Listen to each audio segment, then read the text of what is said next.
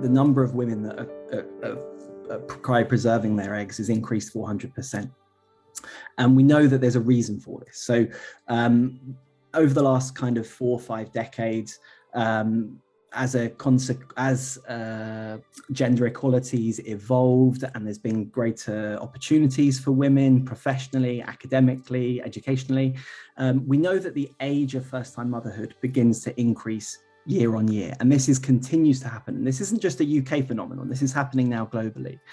And we know also that in association with this, that the rates of involuntary childlessness, so this is the number of women who want children but unfortunately can't have them, usually as a consequence to age-related reproductive decline or the fertility declining as age progresses.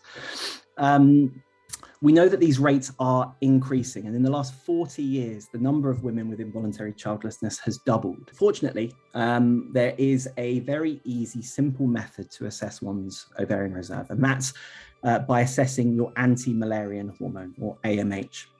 And as age advances, as you would expect, as your ovarian reserve declines, so do your AMH levels.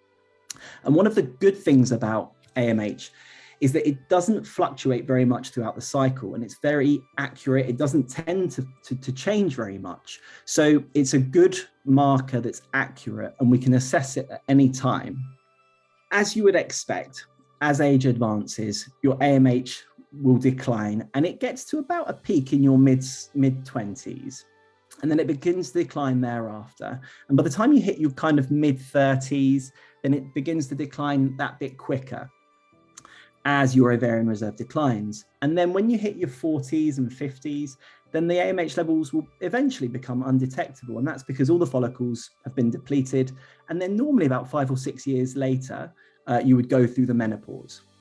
So what is the importance of checking your ovarian reserve? There are obviously numerous reasons why you would want to. And I think that the first and foremost is the fact that knowledge is power. And by being proactive, by having your AMH being tested, can give you so much more information and knowledge to change your reproductive aspirations and plans and plan around it. So that brings us on to egg freezing, which is of course the main focus of today. And what is egg freezing? I mean, essentially it's taking eggs and storing them to be used in the future. And this enables you to have a biologically related child. There's various things to consider with egg freezing. One of the things is the storage limits. At the moment, the HFEA legislation means that you can only freeze your eggs for 10 years if you're doing so electively because of, say, social reasons. And of course, there's a significant cost implication. It is an expensive process. The costs can be up to £8,000 or even £10,000 for an entire cycle.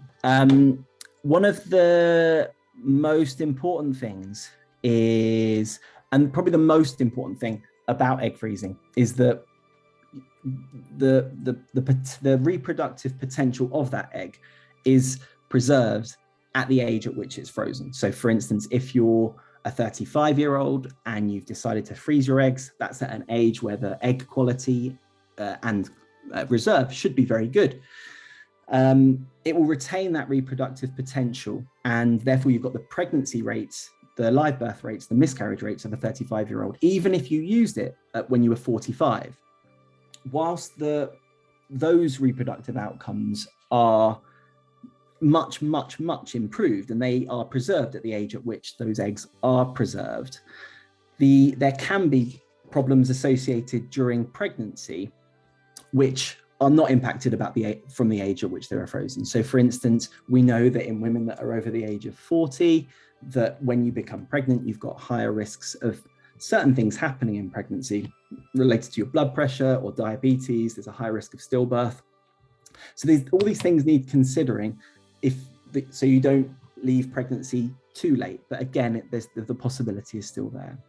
And then one of the most important things, and it probably is the take-home message of today, is that whilst egg freezing is fantastic, it certainly gives women the opportunity to extend their reproductive potential and reproductive years. It's not a fail-proof method, and it cannot guarantee you a risk of guarantee you a baby, no matter how young you are when you freeze your eggs or however many eggs that you freeze. So to look more a bit about the practicalities of the process of what happens when you, or if you decide to choose to freeze your eggs. Initially, you'd see a fertility specialist. They'll talk to you about your background. And what they do is they do a number of tests. So they'll do some blood tests and they'll do an ultrasound scan. And the ultrasound scan will assess numerous things. They'll check that the uterus is looking good and that there's no structural abnormalities that may impact pregnancy in the future. They'll check your fallopian tubes and they'll check your ovaries. And one of the things that they look in your ovaries is to make sure that they're normal, but they'll also check the antral follicle count. And what they should do at that point is take all that information and give you an individualized counseling on how many eggs that you would need, how many cycles they foresee that would be, and then of course a quote to determine how much that may cost. I just say at that point, so along this journey, one of the reasons I guess that we built Hertility was that this journey is quite a journey to come to a conclusion before you even come to the conclusion about egg freezing and where you stand. And before you've even gotten to the ovarian stimulation, it's quite expensive when it comes to appointments to figure it out, an appointment to have the bloods, physically going into the clinic. And I think the first half of this journey, if anyone is considering egg freezing, is the actual reason we built Hertility, to enable somebody to have that consultation and triage to understand what is wrong with them, what may be the red flags associated with their fertility or reproductive health that might impact their journey, that we would do all of the bloods, that you could do it from home, a very comprehensive calculation through our health assessment and then tailored test. And then actually what you can do is go to, so we can what we want to do is look after people throughout this journey. So we won't do the egg freezing, but we'll put you on the path towards the clinic by referring you to one of our partner clinics and making as much of that journey, taking off the price as much as we can of that journey. Before anyone goes to your fertility clinic, they shouldn't hear me say this, but come to us because you'll get a lot more comprehensive a report. It's okay. He's not conflicted. But you will get a much more comprehensive triage and report from the bloods that we do prior to going to a clinic. And you can go with them to a clinic, or we can refer you to one of our partner clinics, just to slide that in there. So once you've made the decision, you need to start preparing. And there's certain things that the IVF clinic will prepare. They'll be looking at your drugs, working out which drug's best for you, based upon your background and your results. But also there's things that you can do, and there's things that you can really do to make sure that you're in the best shape possible to freeze your eggs or undergo IVF. It's important to make sure that you've got a healthy diet. So, at least 5 portions of fruit and vegetables, eating lean protein, trying to cut down on bad fats or preserved food. You should make sure that with freezing that you should take a multivitamin, making sure it's got enough vitamin C, vitamin D, calcium and magnesium. You should make sure that you exercise, so being active, being fit, making sure that you maintain a healthy BMI. Obviously stop drinking, don't smoke, and that's probably about it. So if this is something that you're thinking about, if any of these things have provoked any thoughts that you might want to either get tested, check your AMH, or maybe just you want children but you're not ready at yet, then I think there's various things that you can take home from today. I think it's important to just be as healthy as possible with all that advice that I just mentioned. You should listen to your body, listen to your cycle.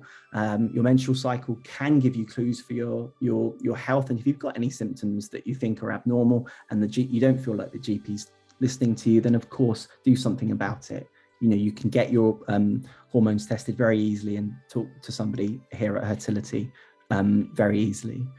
So be proactive and just think about all your options. And we've done a bit of a whistle-stop tour of egg freezing here today, but it is there as an option. It can't guarantee a live birth, but it is something that you can consider for the future.